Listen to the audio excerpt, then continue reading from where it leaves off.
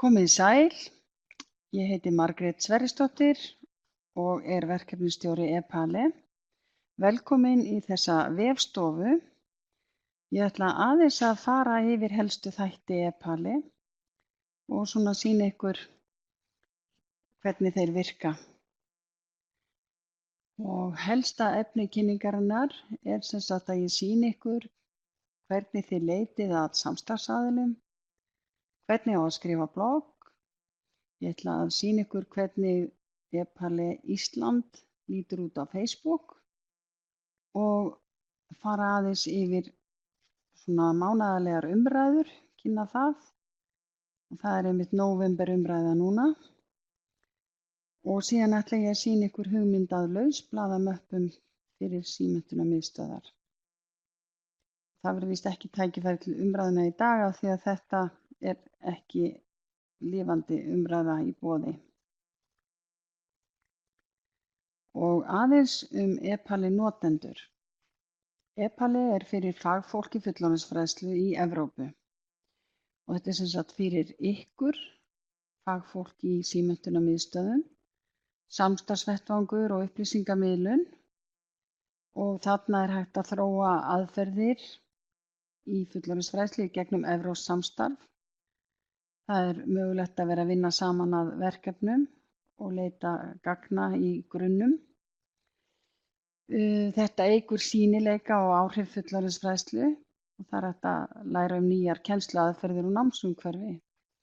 Og þarna eru í dag 45.000 skráðir notendur og það er hægt að leita að efni og skila frá sér efni á 24 tungumálum. Þannig að hún er sannarlega fjöltýngd þessi vefsíða eða multilingual. Og þar sem þetta er svona lifandi samfélag á netinu, vefgátt og samskiptamiðill, þá er að gera fyrir ykkur að gera ykkur gildandi. Því að starfsmaður í símenntunarmiðstöð á Íslandi getur sannarlega haft sitt að segja með því að lýsa skoðunum sínum inn á þessari vefgátt. Og hér sjáum við aðeins hvernig vefurinn lítur út og hérna, ef þið sjáum hérna það sem er gulmerkt, að efst hægra megin í horninu, bara hvet ykkur til að skrá ykkur. Þarna skráið ykkur. Það er mjög einfalt. Þið útbúið bara lykilorð sem að þið alltaf munið. Eitthvað nógu einfalt, það þarf ekkert að vera með hástöfum, lágstöfum og alls kyns spurningamerkjum, bara mjög einfalt. Þannig ég hvet ykkur til að skrá ykkur fljótt og ég ætla aðeins að fara yfir hérna valmyndina sem þið sjáu hér fyrir miðju. Það er svona valmyndalisti. Hér fyrst, Partner Search. Það er sem sagt leit að samstarfsaðilum. Hér er síðan blogg, þar sem að fólk bloggar alls kyns fagleg og áhugaverð málefni. Hér er viðburðardagatalið. Síðan eru fréttir, gagnagrunnur, mjög stór, glossari sem er sem sagt hugtakasafn og síðan eru algengar spurningar og svör og svo er hægt að fá aðstoð ef eitthvað kemur upp á. Og hér er alltaf teljari sem að sýni hvernig þróast meðlimafjöldinn sem að hefur þá verið í gær eða fyrradag 45.293. Og hér er hægt að fara beint inn í verkefnabanka Erasmus Plus verkefna. Ég er með þetta á glærum hér í dag af því að það er svolítið erfitt að treysta á að vefurinn sé nógu fljótur annars. Þannig að ég ákvað að sýna ykkur þetta svona á glærunum. En þessi stóra mynd, hún sýnir líka umræðu sem er í gangi núna og það er einmitt svona þema mánaðarins, fókus fyrir nóvember, sem að er sem sagt fullorðinsfræðsla og starfsþróun. og þá er verið að fjalla það í bloggum og víðar. Og hér ætla ég að sýna ykkur aðeins dæmi hvernig er leitað eftir leitarorði. Þá sló ég inn hérna ICT bara til að taka eitthvað dæmi og ég ætla bara að sýna ykkur hvernig leitin birtist þannig að þið geti lesið úr henni. Á síðunni birtast 10 af 819 niðurstöðum og niðurstöðurnar skiptast í alla þessa flokka. Það er sem sagt hugtök eru 232, blogg eru 150, það eru stofnanir sem að auðkenna sig einhvern veginn með þessu 110, úr gagnagrunni, greinar og annað 104, fréttir 96, samstarfsaðilar að leita 77 og svo framvegis. Og samt var ég með svona val og filter, hafði valið að fá bara greinar á ensku. Ég geti valið náttúrulega öll mál hér. Þannig að svona birtist leit og það er mjög áhugavert að leita að einhverju ef þið eru að skrifa greinar eitthvað eða annað slíkt. Þá er þetta mjög gagnlegt. Og síðan ef þið eru með hugmynd að samstarfsverkefni, þá getið þið sett ósk samstarfsaðila og þið viljið kannski leggja til að þið vinnið að einhverju sérstöku verkefni, þið eru með hugmynd, ákveðið að finna samstarfsaðila, þá skráið þið stofnunina ykkar, leitið að fleiri jafnvel og svo getið, ef þið eru búin að skrá ykkar stofnun, þar með hjálpið þið öðrum að finna ykkur. Þetta er nú svona bara einföld skýringamynd og hér sjáið þið umhverfið ef þið eruð að leita að samstarfsaðila að þá er hægt að velja land, hvaða land hafið þið í huga. Ég setti reyndar Ísland hérna bara fyrir forvitnissakir en þið getið sett hvaða land sem er. En hér birtist þeir sem höfðu eitthvað sérstakan áhuga á Íslandi en oft er það ekki tekið fram og reyndar í þessari fyrstu auglýsingu var það bara opið að opið fyrir öllu vilja bara finna samstarfsaðila í fullorðinsfræðslu til að vinna að samstarfsverkefni KA2 í Erasmus+. Þannig að og svo hér er rauði takkinn. Þá farið þið bara í Add your organization og skráið ykkar eigin stofnun. Og það er mjög einfalt. Og ég ætla aðeins að sýna ykkur hvernig þið skrifið blogg. Það að þið líka umhverfið er allt svo svipað. Ef þið kunnið að skrifa blogg, þá kunnið þið líka að skrifa frétt og svo framvegis. Þá farið þið í valmyndalistan á forsíðunni og veljið blogg og sama hvað þið að fara að gera, þá byrjið þið þar, veljið ykkur viðfang.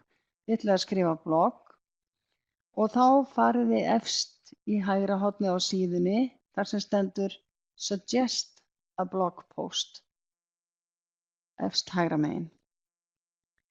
Þá opnast þetta umhverfið hér og þetta virðist afskaplega flókið á þessari skýringamynd en þið þurfið bara að skrá titil á bloggið og síðan svona summary, meginefnið ykkar. Svo er metadata og það er raun og veru bara fellilisti þar sem að þið veljið þema og það er boðið upp á hvort að bloggið snýr að basic skills, community learning, cultural education, e-learning og svo framvegis. Og svo í lokin þá getið þið valið preview og ef ykkur líst ekki á þá getið þið aðeins endurskoðað og lagað en annars veljið þið bara save eða vista og þegar þið eru búin að velja það þá getið ekki breytt greininni og þá fer hún á svona biðlista þar sem að landsskrifstofan þarf að samþykkja hana og það er mjög gott fyrir mig ef þið látið mig vita að þið séu með eitthvað efni sem að bíður samþykkis. En þetta er mjög einfalt og bara að prófa sig áfram á e-Palli. Og sama með viðburðardagatalið, þið myndu velja það af listanum, fremst, valmyndalistanum. Og þar er ýmist hægt að velja að skoða viðburði sem eru framundan eða liðnir og svo er möguleiki líka að skrá viðburði. Þannig að ég setti reyndar hér inn að gamni valdi viðburð sem væri framundan og Ísland og þá kom í ljós að það var eitthvað viðburð hér auglýstur á einhverju framandi tungumáli fyrir mér að minnsta kosti. Og svo er yfirleitt nýjustu fréttir hér hægra megin. Og ef að þið ætlið að vinna að Evrópuverkefnum, kannski með styrk frá Erasmus+, þá er tilvalið að leita að samstarfsaðilum í Partner Search. Flest öll verkefni reyndar nýta sér e-Pallið til að kynna verkefnin á Evrópuvísu og niðurstöður og afurðir. Mjög margir leita að námskeiðum eða tækifærum til starfsþjálfunar erlendis ef þeir fá styrki gegnum nám og þjálfun hjá Erasmus+. Og það er hægt að leita að faglegum upplýsingum eins og ég sagði áðan. Og svo er líka möguleikar að stofna samstarfshópa inn á e-Palli og vinna svona eins og í friði fyrir öðrum, bara hópur sem er þar eins og svolítið svipað og Facebook-hópur. Og það er jafnvel hægt að búa til samstarfsnet margra verkefna þarna inni. Og sum verkefni hafa nýtt sér það. Svo ætla ég aðeins bara að sýna ykkur Facebookina og hvet ykkur til að setja like á hana. Þar birtist alltaf líka mánaðarlega fréttabréfið með svona samantekt á því helsta sem að gerðist í hverju mánuði. Og aðrar fréttir af viðburðum innanlands og svona því helsta. Þannig að það er mjög gott að fylgjast með hvað er á döfinni á Íslandi í gegnum Facebook-síðuna. Síðan er bara að segja ykkur frá því að það er sem sagt Nordic Portal eins og við köllum það, norræni hlutin af vefgáttinni. Og þar eru Norðurlöndin saman komin en það má alveg setja þar inn fréttir á íslensku líka. Við höfum heimild til þess af því að við erum ekki með eitt af þessum opinberu Evrópumálum. Og við höfum nýtt okkur það. En á samfélagsmiðlum, þar er Facebookin, e-Palli Ísland með 390 like í dag, í nóvember 2018. Við erum á Twitter, @epalliis, og svo er vefsíðan, epalli.is, og auðvitað þessi stóra aðalvefsíða, svo evrópska, sem er með aðeins lengri slóð sem þið sjáu hérna neðst og ágætt að geyma hana bara í favorites. Síðan langar mér bara hér í lokin að sýna ykkur svona lausblaðamöppur sem að e-Palli ætlar að láta prenta.